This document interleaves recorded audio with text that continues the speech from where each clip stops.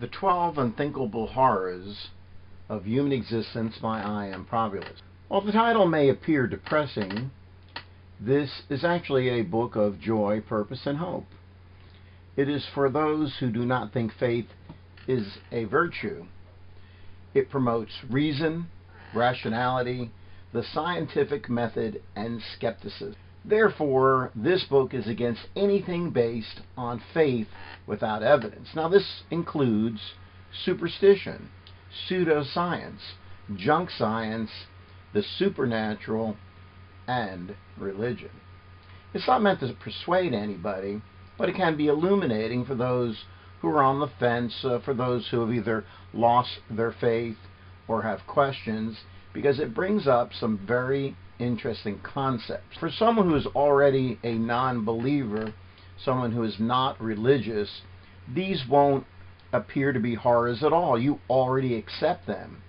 But the purpose of the book and the theory behind it is that to believers, to the approximately 5 billion people in the world who believe in the supernatural, who believe in an afterlife, who believe in a God or gods, to them, these would be considered unthinkable horrors. That's why they believe.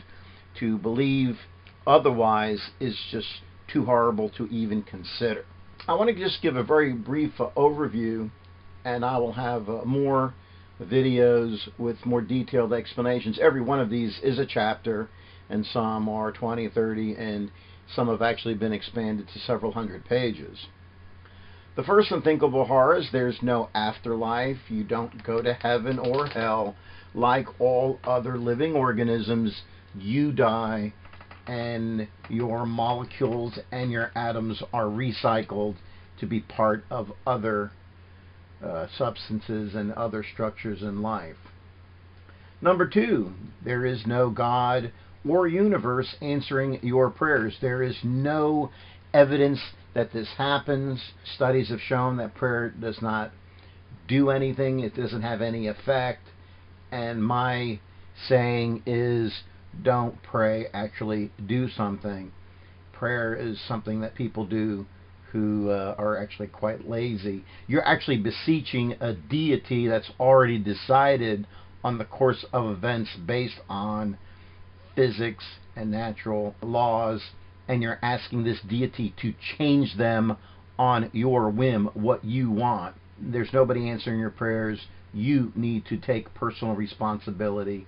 Number 3 is life is chance, and that is a different mantra than you hear from virtually everyone. There's a reason for everything. I believe there's a reason for everything. No, there's not a reason for everything. It is all simply probability. The reason is based on the laws of probability.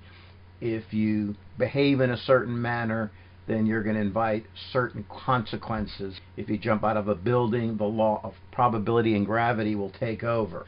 Number 4 is life is not fair. Now, a lot of people already accept this, but again, this deals with the religious concept of how there will be eternal justice after one dies. Then God will judge you, and you go to either heaven or hell, which actually is number 5. There is no eternal justice.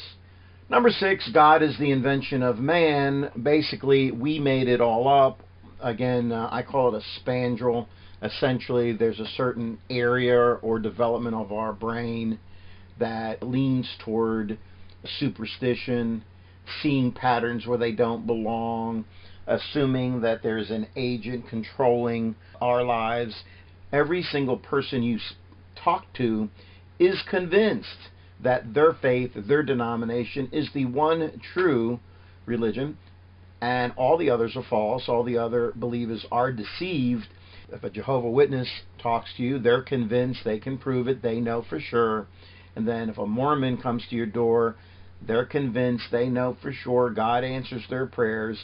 If a Muslim were to come to your door, they are convinced, they are sure. If a Seventh-day Adventist comes to your door, they are convinced, they know for sure. So how are you to know for sure? The tautology is that you will just feel it, and my tautology is I feel nothing, and I believe that probability chance actually is the ruler of the world. It is the cause of the universe and life. Life is not fair. Life is chance. There's nobody answering my prayers, and this is our only one life. Now, 7 is not really a theological horror, but it's relevant in that once you accept all the others, you know there's no do-over in heaven. So you need to understand that you can make a single mistake in your life and it can ruin your one mortal life. This has many implications. A lot of people feel that I'm just being risk adverse here, and I think that based on probability you should be more risk adverse, meaning you should wear a helmet if you ride on a bike or a motorcycle. You should wear your seatbelt if you're in a car.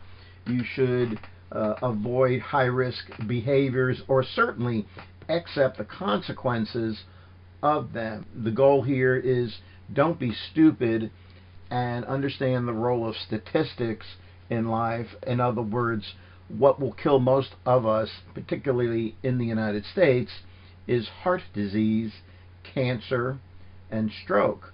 So these are the things that will kill you, so you should spend more time and effort on these than on terrorism, for example, or homicides. In fact, suicides are a greater danger than homicides. So you should be far, far more concerned about killing yourself or a loved one killing themselves than an intruder in sneaking into your bedroom at 3 a.m. trying to kill you. The probability is that someone could use a gun in the home to commit suicide. Man is not special. Again, this has theological implications. Again, according to the Bible, we are chosen by God. We're His favorite creation. Funny how He loves to throw His favorite creation into hell. That's one of His hobbies, with 75 billion in hell and counting, based on damnation by probability. And we really should show more compassion and humanity toward other species. It is not our right to destroy the earth, which is actually a theme in my novella, The Balance of Nature. 9 is there is no absolute morality or truth. Again, I think I explained this very well, showing how morality is very subjective based on the time you live in, your culture, your perspective. You can pull out any moral argument from either the Bible or Quran. They are very contradictory concerning murder, killing. If God tells you to kill someone, it's okay. If you kill someone based on, I guess, your free will, then it's not. But there is no absolute morality or truth. And there's numerous books written by Shermer and others explaining how we became moral animals, why it's necessary, and why there are virtually universal precepts around the world concerning morality. Do not steal, do not lie, do not have incest.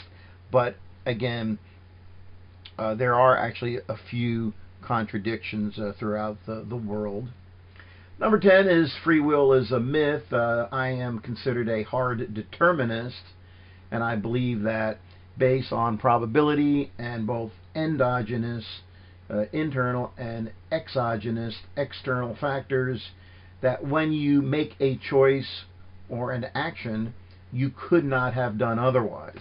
I've also expanded it to its own book, and it is roughly 300 pages.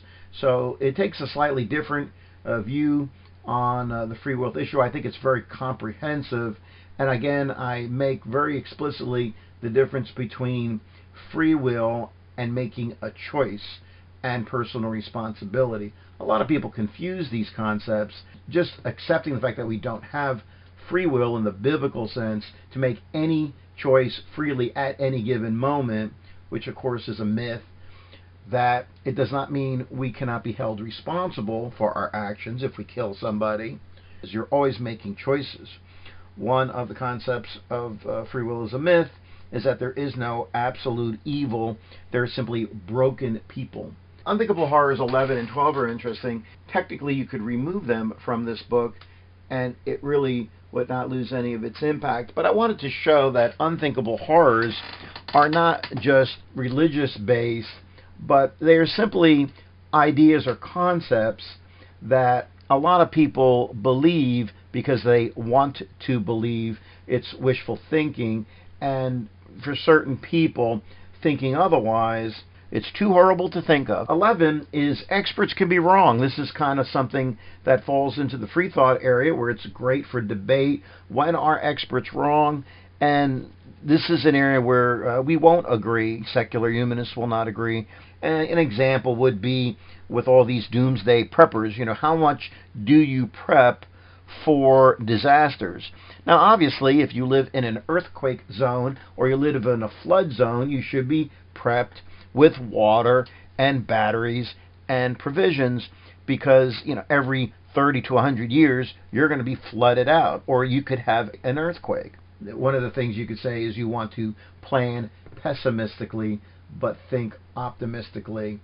But I do believe you should be prepared, based on probabilities, not on wild-eye speculation or conspiracy theories. The last one is number 12, romantic love is a myth.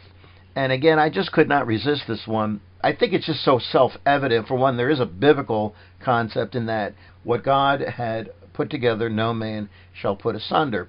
So there's an assumption that God is putting people together for marriage, and then approximately 50% of marriages fail, which is pretty much what you would expect based on probability. It does not appear as if God is a very good predictor of success. Romantic love is a myth, and I go into a lot of the modern psychology, none of this woo-woo or pop psychology, but more based on the functional MRI analysis of areas of the brain. We actually know where in the brain romantic love is. We know how it operates. It operates a lot like heroin and other addictive drugs. Now, in our book, these horrors actually are only the first half of the book, and then the second half I explain solutions. In other words, once you acknowledge all these and say, okay, I get it, I actually accept this, I've been religious my whole life, but I've been thinking along these lines, and now that you've explained each one, that basically these are all wishful thinking, these are all errors in logic. How do I live my life? And so I discuss in the second half of the book concepts such as purpose, how to give your life purpose. I discuss how to create a support group. And some people will explain religion or non-belief that way. They said, oh, if there was no afterlife, that would just be too horrible to think of, or my life would have no purpose. I would just stop doing anything. If I knew I didn't have free will, why would I would just sit on the couch and do nothing. Well, of course, you're making a choice. So you're just making a choice to sit on the couch and be lazy. I have new commandments for the 21st century. And again, two themes that are really big in my book are the concepts of, again, addictive behaviors and also mind control. And this is where that concept sheeple comes in, which I've been using lately, in that everyone's trying to control your mind every day. Advertisers are trying to control your mind, the news media. Now, of course, many people use that to rail against the media, saying that the media per se is evil and they're just trying to tell you lies. Well, again, the experts can be wrong. Sometimes the media can be very useful in fact-checking, and then sometimes they can distort the truth based on their ideology. The 12 Unthinkable Horrors was my first book. It took about 4 years to assemble. I did a lot of research. I mentioned probably 100 reference books. I call it my PhD in free thought. Now, since writing that book, I've actually written over 20 more books. Now in 2016, my goal is to publish more videos and podcasts so people can hear me. I think a lot of people would prefer to listen or watch than read. So, and these also will be free, available on YouTube. The 12 Unthinkable Horrors actually created additional books. From that book, I created a separate book called The Statistical Theory of Everything. I also expanded into its own book the concept of damnation by probability, meaning that you are damned by when you live, where you live, your parents, and basically probability determines whether you are damned or not. There are countries that are 98% Muslim, and if you were to change religions, it's punishable by death. So by virtue of where you live, the only way you could be saved is to be purposely disobedient. Our part 2 in 12 Unthinkable Horrors ends with a chapter on humor and irony. I have some interviews with well-known free thinkers like Neil deGrasse Tyson, the late Victor Stenger, Steven Pinker, Daniel Dennett, Richard Carrier, John Loftus, and Aaron Ra.